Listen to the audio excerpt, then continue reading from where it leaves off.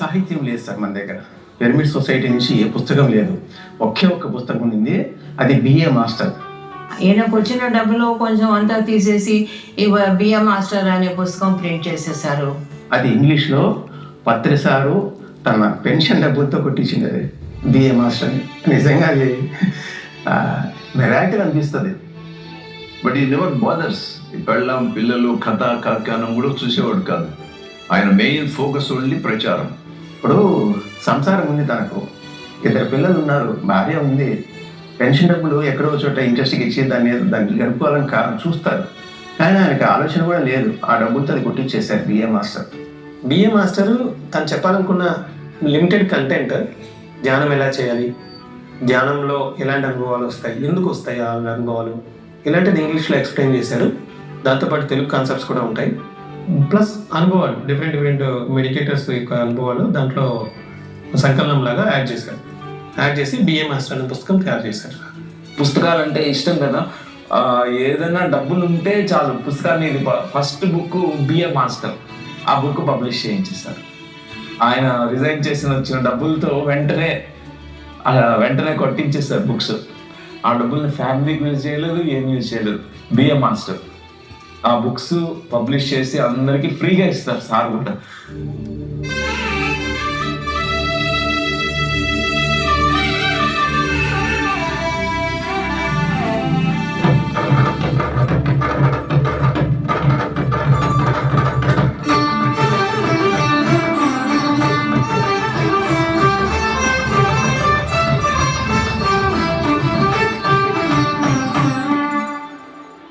ఆగస్టులో పత్రికారు తిరుపతికి వచ్చాడు 1994లో. ఫస్ట్ వీక్లో మామూలుగా వచ్చేవాడు ఎప్పుడు. మా నాన్న చనిపోయి ఉన్నాడు. I expected console from him. మీ నాన్న చనిపోయినారా అని అడుగుతాడేమో అని I was eagerly waited for 3 days. గమ్మునే ఉన్నాడు 3 రోజులు. ఈయన వేస్ట్ ప్రోడక్ట్గా ఉన్నాడే, ఇంకా ఇంత మర్యాద లేని మనిషి దగ్గర ఎందుకులే మనము అని ఒక నైట్ డిసైడ్ చేసుకున్నా. This is the last meeting with పత్రిజీని. భీమాస్త్రాన్ని ఉన్నారు, రఘురామ్ ఈ పుస్తకం చదవండి అని ఒక బుక్ ఇచ్చాడు. Just I have open that book. ఆ బుక్ వచ్చి లైఫ్ ఆఫ్టర్ డెత్. తెల్లవారితో 4:30 అయింది. I have completed the entire book. ఆ టైంలో I was able to see my father physically. నాన్న చనిపోయినాడు కదా, మనసులో వస్తున్నాడేమో అనుకున్నా, కానీ యాక్చువల్లీ హీ టచ్డ్ మీ. అది నాకు ఐ వాజ్ స్టన్డ్. అయ్యా ఎట్లా చూస్తున్నానంటే, అదే ధ్యానం చేస్తా ఉన్నావు, ధ్యానంలో నేను వచ్చి ఉన్నాను ఇక్కడ అని. ఈ ధ్యానం చాలా మంచిదిరా, చనిపోయినాక సంథింగ్ ఏదో జరుగుతుంది యాస్ట్రల్ వర్డ్స్లో. He was able to realise that meditation is ultimate. So first certificate meditation చాలా మంచిది అని చెప్పింది మా నాన్న చనిపోయినాక. అప్పుడు మీరందరూ ధ్యాన కేంద్రంగా పెట్టండి అంటే మా ఇంటి పైన ధ్యాన కేంద్రం పెట్టాను. నూకల చిన్న సత్యనారాయణ మ్యూజిక్ కాలేజ్ ప్రిన్సిపాల్ ఉన్నాడు అప్పుడు. ఆయన పత్రికారు పినాకపాణి గారి దగ్గర సంగీతం నేర్చుకున్నారట.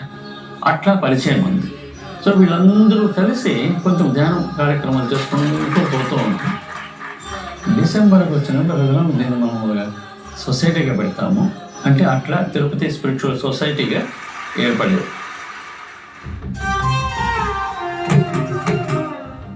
95 జనవరిలో స్టార్ట్ చేసినాం. అది స్టార్ట్ చేసేది భారీగా చేసాం. ఫస్ట్ పబ్లిక్ మీటింగ్ పత్రికగా చెప్పినాం గురూజీ త్యాగరాజ మండపంలో. అప్పుడు భీమాస్ రఘు దానికి ప్రెసిడెంట్గా ఉన్నాడు. మాకు చీఫ్ యాక్టర్గా ఆయన పెట్టుకున్నాం. మా లోకల్ మనిషి. అనంతపూర్ యాక్టివ్గా ఉండింది, ధర్మవరం యాక్టివ్గా ఉండింది, గుంతకల్ యాక్టివ్గా ఉండింది, కర్నూలు యాక్టివ్గా ఉండింది. ఈ 4 ప్లేసుల నుంచి వచ్చారు అందరూ. అదొక పెద్ద బ్రహ్మాండంగా ఉండింది. ధ్యానానికి ఒక పబ్లిక్ మీటింగ్ పెడుతున్నారంట తిరుపతిలోని. అట్లా ఒక టాప్ బ్రాస్ తిరుపతిలో ఉండే వాళ్ళందరూ కూడా ఆ రోజు పెట్టి Tirupati spiritual society was inaugurated.